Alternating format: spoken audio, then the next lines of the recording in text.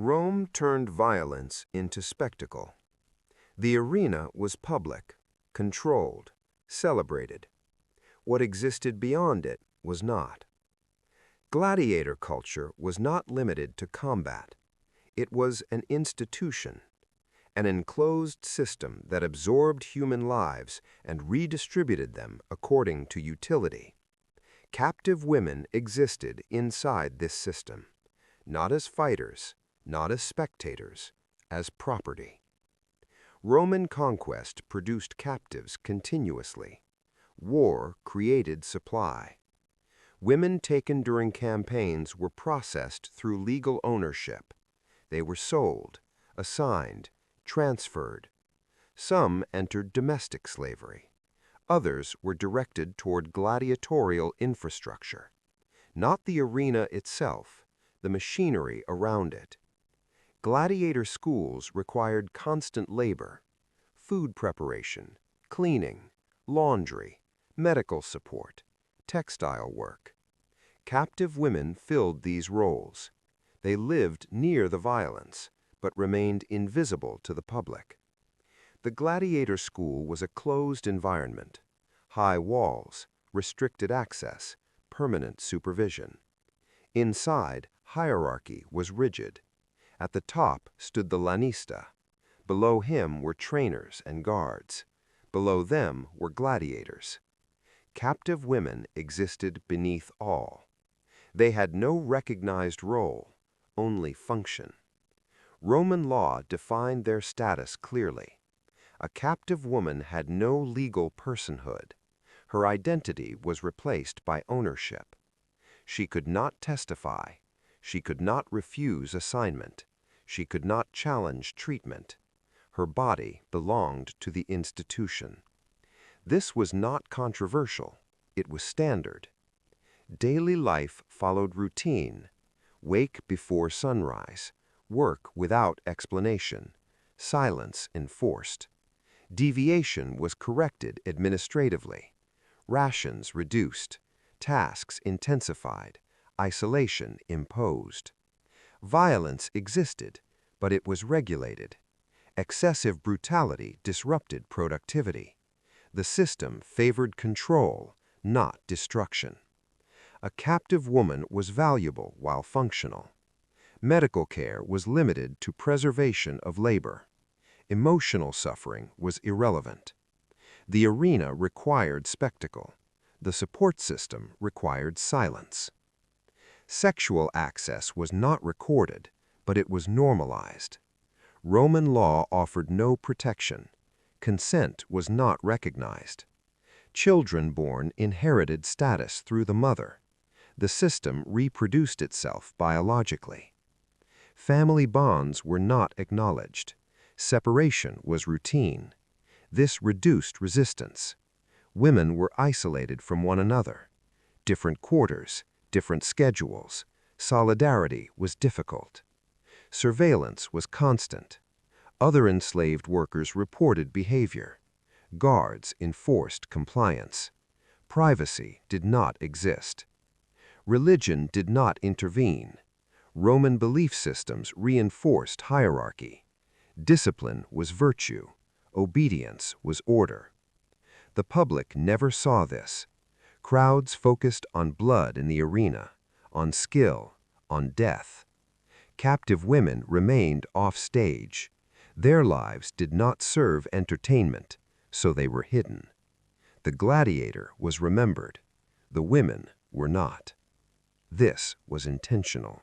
Life inside a Roman gladiator school followed routine. Routine was control. Captive women lived within this structure every day. They were assigned work before dawn, not by request, by order. Tasks were distributed without explanation. Food preparation, cleaning training grounds, washing blood from sand and stone, repairing garments, maintaining equipment. These tasks were repetitive, predictable. Deviation was noticed immediately.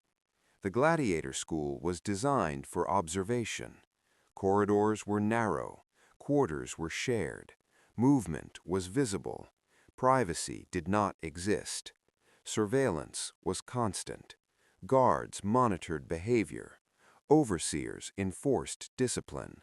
Other enslaved workers were encouraged to report irregularities. This created internal control. No single authority needed to watch constantly. The system watched itself. Isolation was deliberate. Women were assigned to different areas, different schedules, different duties. Communication was limited. Solidarity was difficult. This reduced resistance. Punishment was administrative before physical. Food portions reduced, water restricted, workloads increased, isolation imposed. These measures were effective. They left no marks. Visible violence disrupted operations. Quiet discipline preserved efficiency. The system preferred silence. Captive women were valuable while functional. Medical attention was limited, only enough to restore labor capacity. Pain was irrelevant. Emotional trauma was unrecorded. The institution did not acknowledge it. Sexual access was unspoken but understood. Roman law did not recognize consent for enslaved women. Their bodies were part of ownership. This was not debated, it was assumed. Children born inside the system inherited status through the mother. They became part of the infrastructure. Some assigned to service roles, others sold. Family bonds were not recognized legally. Separation was routine. Attachment carried no protection. This discouraged emotional connection. Religion did not intervene. Roman religious practice supported hierarchy. Discipline was virtue. Obedience was order. The gods did not question ownership. Daily life continued without disruption. Gladiators trained. Crowds gathered. Games were announced. Behind the walls, captive women worked in silence. Their presence enabled spectacle. Their absence preserved illusion. They were not acknowledged. They were not recorded individually. They appeared only as numbers, expenses, inventory. Occasionally, records mention loss, illness, replacement, nothing else. The public never saw this labor. They saw combat, victory, death. The system ensured this separation. Visibility was reserved for entertainment. Invisibility was assigned to support. This division maintained order. The arena produced memory. The institution erased it. Captive women aged inside this structure. Roles shifted. Status did not. Freedom was rare, conditional, often symbolic. Even then, stigma followed. Most never left. Rome did not need terror to maintain this system. It needed routine. Routine normalized exploitation. Silence erased accountability.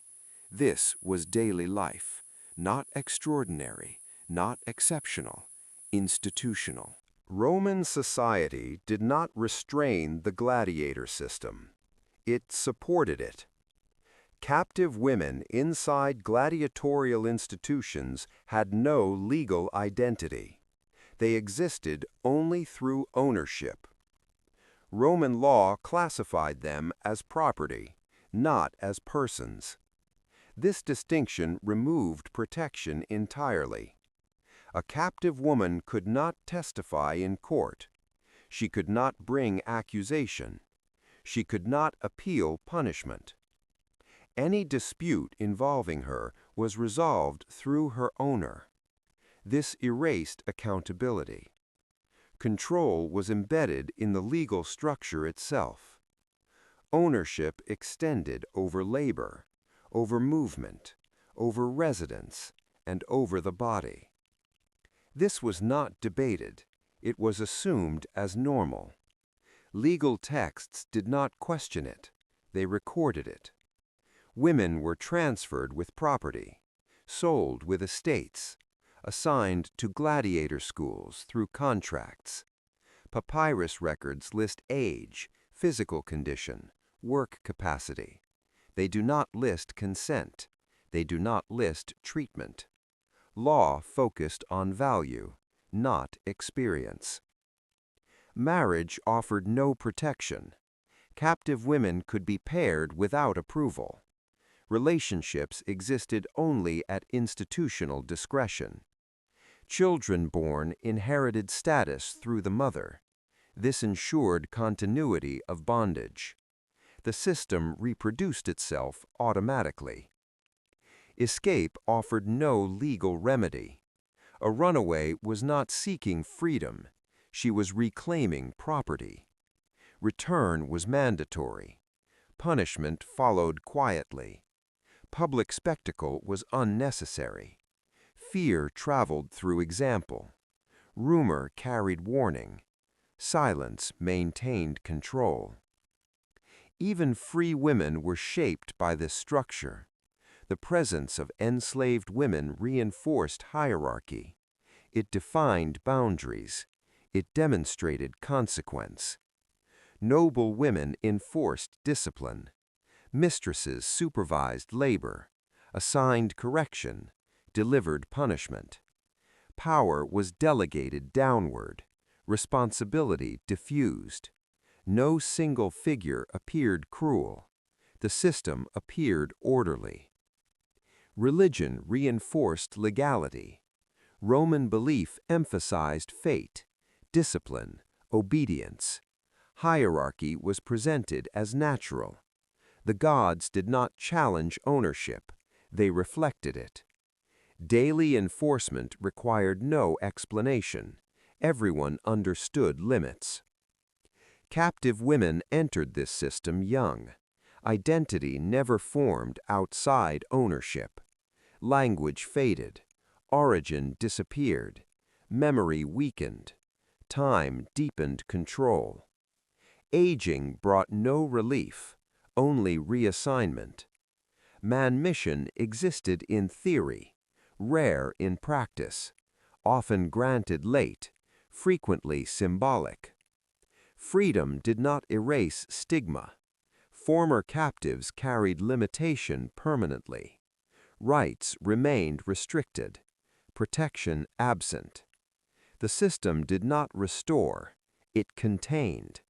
Law did not correct injustice, it organized it. This absence of protection was deliberate, structural, by design. Roman gladiator culture relied on this framework. Without law, it could not function. With law, it required no defense. Silence completed the process. Control inside the gladiator system did not end with labor. It extended into time. Captive women were not only workers, they were a renewable resource. Their isolation was deliberate. They were separated from families, from origin, from any identity outside the institution. Names were often replaced, status erased. Without lineage, there was no claim, no protection, no future outside ownership. Reproduction was not regulated by law, it was regulated by convenience. Captive women could be paired without consent, not for family, for continuity.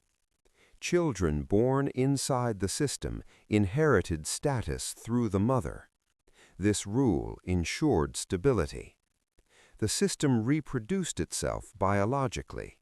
No new conquest was required. Labor replaced labor. Children were absorbed immediately. Some assigned to service roles, some transferred, some sold. Maternal bonds were not recognized. Separation was routine. Attachment carried no legal weight. This discouraged resistance. Loss was normalized early. Women learned that connection created vulnerability. Isolation preserved compliance. Isolation preserved compliance. Aging did not bring relief. Roles changed, status did not. Younger women replaced older ones. Older women trained the young. Not through instruction, through example. Routine taught obedience more effectively than punishment. Children grew up inside walls. They never saw alternatives. By adulthood, control felt natural. Questioning felt dangerous. The institution did not require constant enforcement. It relied on normalization. Religion did not intervene. Roman belief systems reinforced hierarchy, fate, discipline, order. These ideas justified permanence. Disobedience was framed as disorder. Order was virtue. Control appeared moral. This framing discouraged resistance. Surveillance remained constant. Movement tracked. Interaction limited. Privacy non-existent. Other enslaved workers reported behavior. Guards enforced compliance. The system watched itself. Violence existed, but it was controlled. Visible brutality attracted attention. Quiet correction preserved function. The institution valued predictability, not cruelty. Captive women were valuable while compliant. Medical care existed only to preserve labor. Pain was irrelevant. Emotional damage unrecorded.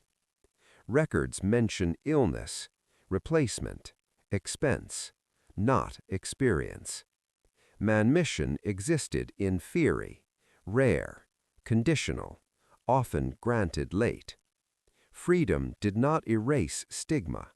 Former captives carried limitation permanently. They remained marginal, protection absent. The system did not aim to rehabilitate. It aimed to contain. Time completed what law began. Years passed. Generations turned over. The institution remained. Crowds remembered gladiators, victories, deaths, names. The women were not remembered.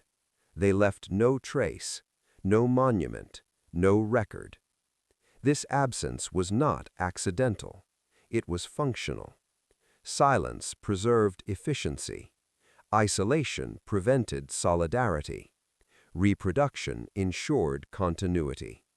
This was long-term control. Not dramatic, not visible, but permanent.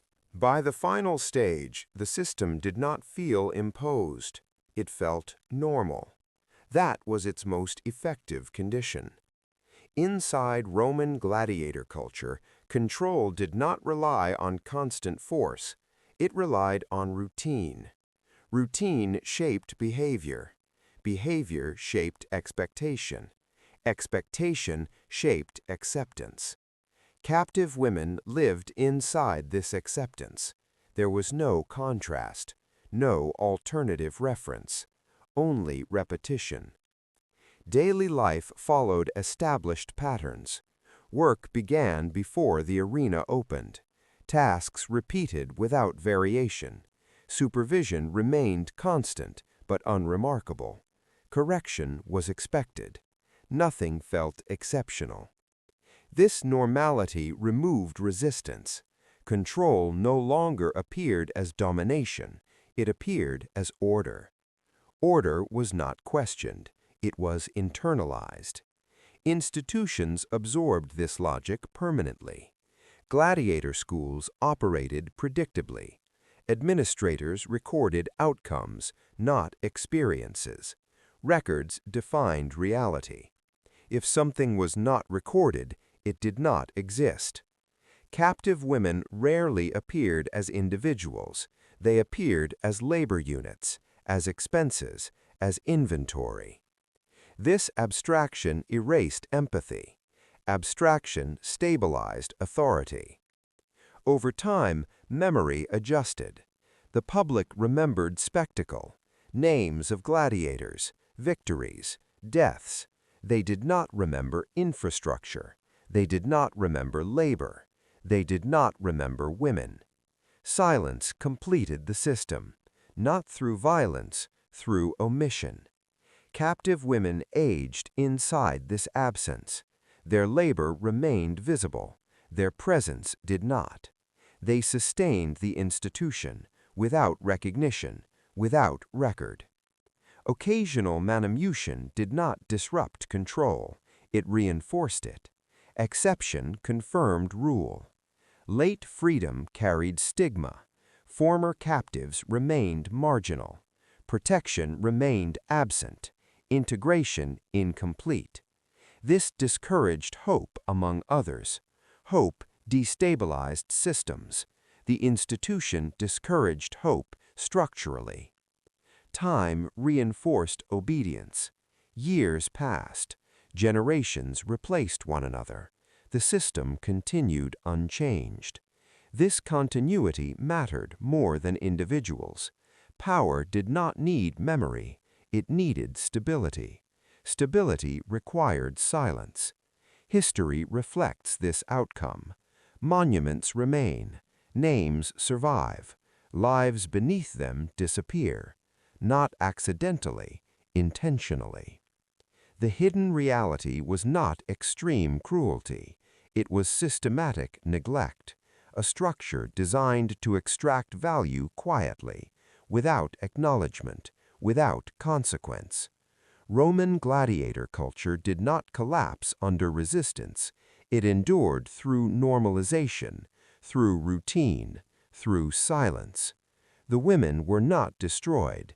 They were absorbed, contained, forgotten. That forgetting preserved the spectacle. The arena ended in applause.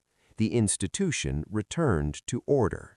Rome remembered the fighters. It erased the women. Silence. By the end, the gladiator system no longer appeared violent. It appeared efficient. That was its strength. Roman gladiator culture did not rely on constant brutality. It relied on structure. Structure absorbed people without disruption. Captive women existed within this structure as permanent infrastructure. They were not temporary victims. They were a fixed component. Time completed what law began. Years passed inside the same walls. Roles shifted. Faces changed. Control remained constant. The institution did not require reminders. Routine replaced enforcement. Routine shaped instinct. Instinct shaped obedience. Obedience required no supervision. Captive women learned limits early, not through instruction, through repetition.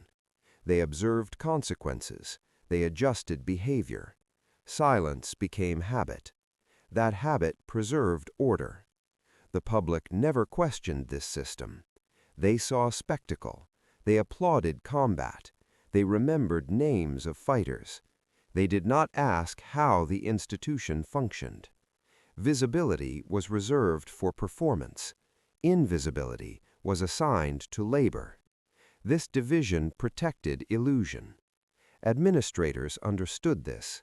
Records focused on costs, on maintenance, on replacement, not on people. If labor declined, replacement followed. If illness occurred, expense was noted. If death happened, inventory adjusted. No narrative followed. This absence of narrative erased accountability. Religion did not disrupt this. Roman belief framed fate as unavoidable, discipline as virtue, hierarchy as natural. These ideas justified permanence. Change appeared unnecessary. Resistance appeared irrational. Over generations, this logic stabilized. Children born near the institution absorbed it. They learned hierarchy before law. They internalized boundaries without explanation. This normalized inequality beyond the gladiator school. The system extended outward. Domestic slavery, public labor, military supply. The same logic applied. Some captive women were freed late in life.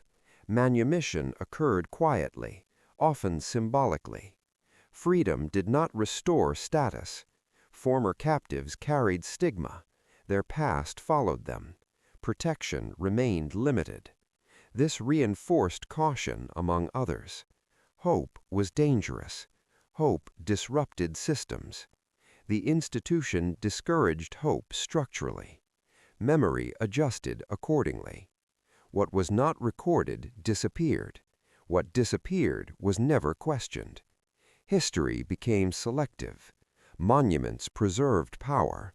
Records preserved order. Lives beneath them vanished. This was not accidental. It was functional.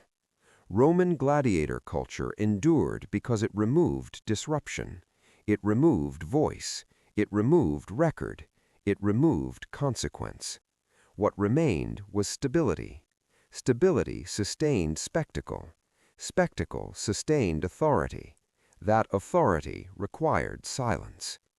That silence was maintained daily, without announcement, without justification, without end. Captive women were not destroyed by the system. They were absorbed into it, contained, normalized, forgotten. Their absence preserved the institution. The arena continued. The crowd returned. The games repeated. Behind the walls, routine resumed. Rome remembered the blood. It forgot the labor. That forgetting was essential. It allowed the system to endure. Silence. By the end, nothing dramatic remained. No punishment. No spectacle. No announcement. Only routine. That routine was the final expression of power. Roman gladiator culture did not need to explain itself. It functioned automatically. Captive women lived inside a system that no longer reacted. It simply continued. Work followed familiar patterns. Supervision remained constant. Correction was expected. Nothing appeared exceptional. This normality was intentional. Control no longer appeared as domination. It appeared as order. Order did not provoke resistance. It discouraged thought. Records defined reality. What was written existed. What was omitted disappeared. Captive women rarely appeared as individuals. They appeared as numbers, as labor, as expense, as replacement. Their lives left no trace, not because they were insignificant, but because significance was denied. Memory required recognition. Recognition was withheld. That absence shaped history. The public remembered gladiators. They remembered victories. They remembered deaths. They did not remember infrastructure. They did not remember labor. They did not remember women. This selective memory preserved spectacle. Silence protected illusion. Time completed the process. Years passed. Faces changed. The system remained. Captive women aged within this absence. Their work continued. Their presence did not. They were not destroyed. They were erased. Erasure required no violence, only consistency, only repetition, only silence. This was the hidden reality, not excess cruelty, but systematic neglect, a structure designed to extract value quietly, without acknowledgement, without consequence. Roman gladiator culture endured because it normalized absence. It removed voice. It removed record. It removed memory. What remained was control, stable, unquestioned, routine. The arena closed. The crowd dispersed. Behind the walls, work resumed. Rome remembered the spectacle. It forgot the women. Silence. By the end, nothing dramatic remained. No punishment, no spectacle, no announcement. Only routine. That routine was the final expression of power. Roman gladiator culture did not need to explain itself. It functioned automatically. Captive women lived inside a system that no longer reacted. It simply continued. Work followed familiar patterns.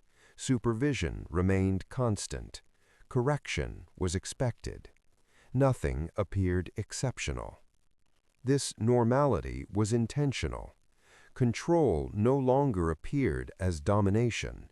It appeared as order. Order did not provoke resistance. It discouraged thought. Records defined reality. What was written existed. What was omitted disappeared. Captive women rarely appeared as individuals.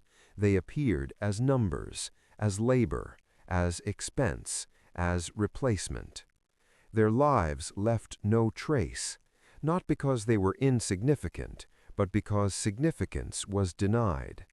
Memory required recognition. Recognition was withheld. That absence shaped history.